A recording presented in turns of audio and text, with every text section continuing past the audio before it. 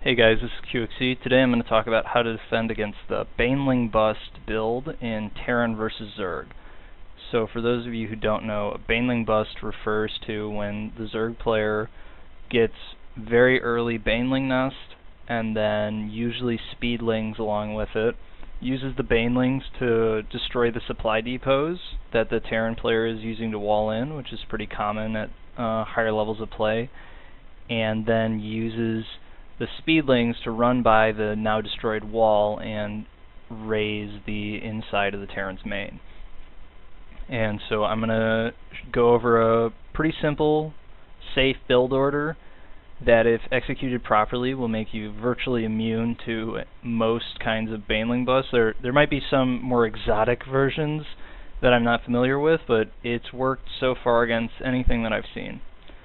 So I'm going to go ahead and start the video. So see, we're playing on Metalopolis.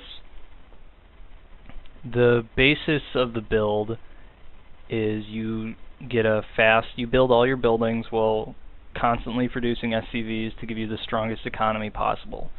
So you're not really sacrificing anything in order to make this work. And then you're going to be teching straight to a factory, building a reactor on your barracks. And then when the reactor finishes, lift the barracks, put the factory where the barracks was, and then start producing Hellions. And the really critical part about the build is, one, you definitely have to wall in. You're going to have a lot of problems if you don't, if the Zerg does decide to Baneling Bust you. And then scouting is also super important. So you see right here, I'm taking my SCV, and I'm checking the outskirts of my main. And if you take a look, there's the Overlord scouting, so now I know where the Zerg is. So I'm going to go ahead, I scout with the SCV that finishes the supply depot, building my barracks when I have 12 supply, always producing SCVs. And then when I get up to 13 supply and I've got 75 minerals, I go ahead and build that refinery. So when my SCV gets to his main, I know where his base is because I saw the Overlord. And so I'm going to wait until I have about 15 supply before I actually run up into his main. The point of this is I don't actually know what he's doing. Like, I'm playing as if I didn't, even though I did ask my friend to Baneling Bust me for this game. But I'm playing as if I didn't know what he was doing. And so the SCV there is to deny any potential expansion attempts. So if the Zerg decides they're going for a quick second hatchery at their natural expansion, my SCV can block that space so the drone can't place it. And so around 15 supply, I run up into his main, and I check to see what he's got. And I can see in his main that he's got a really early gas. And that says to me he's doing some kind of cheese build, where cheese is some kind of build that's surprising, and if unprepared for, usually ends up winning the game, but if prepared for properly, ends up making the person who performed the cheese build to lose. Baneling Bust is definitely a cheese build in that regard. Properly prepared for, it shouldn't be much of a problem. And so you can see I have 2 Marines, and then I wait until I have 50 gas, I build my reactor. And at this point, I'm going to go ahead and build a bunker.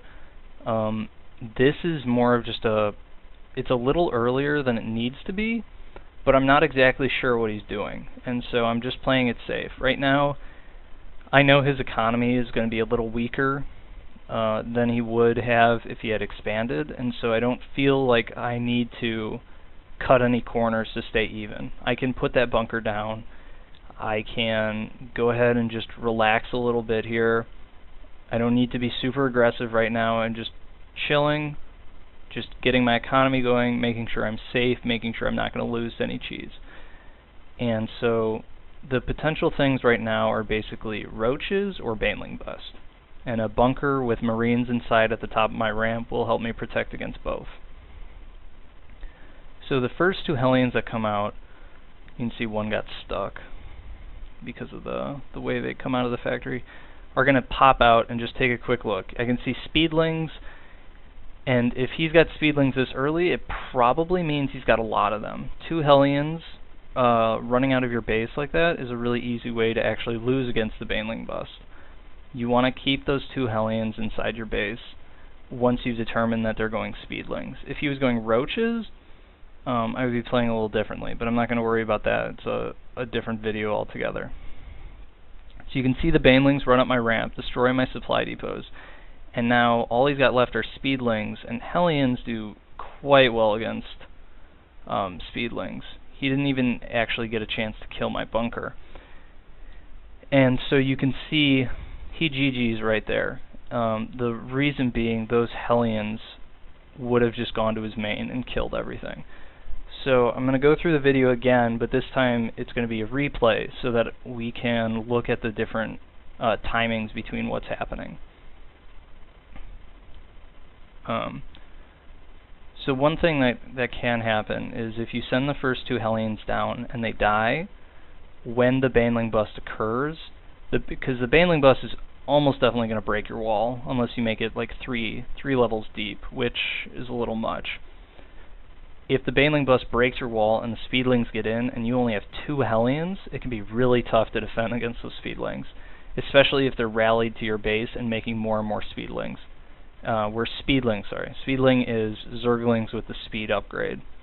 It's when they have little wings on their back. They get much faster, and Hellions have a much harder time killing them. So here we are, just looking at the scouting. You can see the early gas in the Zerg's main. My SCV just running around. I'm trying, ideally I would probably back it out a little bit earlier so that it doesn't die to the Zerglings, but I want to try and delay his tech as much as possible. And so it's very likely that whatever he's doing, whether it's Roach or Baneling, he's not going to put that building down until my SCV is out of his base. So at this point what I could do is take an SCV and run it around at some point so I could see the back of his base. Nothing too, yeah, so I could take an SCV and run it through this path, and most likely I would be able to get it at least to his main, and then I could see that he hasn't taken expansion even if I can't actually get up his ramp. So you can see the Baneling Nest has started a little before my factory finishes. And then speed ends up finishing around when my first 2 Hellions come out. A really critical part of this build is after those first 2 Hellions start producing, you need to build a supply depot right away so you don't get stuck. Getting supply stuck, which is where your supply limit has reached its cap and you can't produce any more units, is really dangerous in this situation. Being down 2 Hellions when the Baneling Bust occurs could end up creating some problems.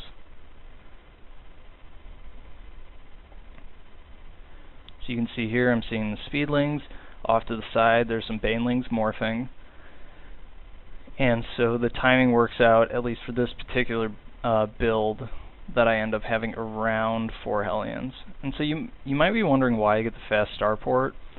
Since I see he's doing some kind of all-in build, the starport allows me to potentially get a Banshee to follow up on my attack. Okay, so I'm pausing it here. And you can see his main, he's got 1 queen, and not too many drones. So basically if I survive this attack, I should win pretty decisively because I've got quite a big economic lead, as well as a tech advantage. So you might wonder, well, you know, why did he GG right here? You can look at the harvester count. He's behind in harvesters. He's got no tech buildings. He's got no layer. The only units he can actually really produce that are effective against Hellions are speedlings, and you need a lot of speedlings to overcome a group of Hellions. And so the inevitable response is 6 Hellions run into his main and kill all his drones, all his speedlings, his queen, and then he could GG or let me raise his buildings with the Hellion flamethrower, but there really isn't a whole lot the Zerg can do after a failed Baneling Bust. So if you follow that build, and execute it correctly, you should be perfectly safe against all Baneling Busts that I've seen. So it's basically build a barracks when you have money, build gas, second supply depot, factory, 2 Marines off your barracks, build a reactor on the barracks, float swap the factory and the barracks, produce Hellions, scout with the first 2 so you can see if they're going roaches or some kind of speedling. If they're going speedling, that's probably a Baneling Bust. Move the Hellions back into your main, make sure you've got a bunker up in time, and then just wait. When you've got 6 Hellions, if they haven't gone for the Baneling Bust, I would move down your ramp. 6 Hellions becomes extremely effective against Zerglings. Even in really large numbers, you can kill a whole ton because of their line damage. And then from there, you should be able to apply pressure and take the lead in the game. The starport into Banshee is a nice touch. Another way to exert pressure without overextending yourself. It's really hard to actually move out with any kind of infantry army, Marine Marauder, that early in the game when they're going Speedling, Baneling. But a Banshee, their only real response is a queen. And so if you can force them to make more queens, that puts you at an advantage. That means they're not using money on drones, and they're not able to produce to tech to layer, which is something they really want to do. Thanks for watching. I hope this has been informative. This is QXC, How to Defend Against the Baneling Bust.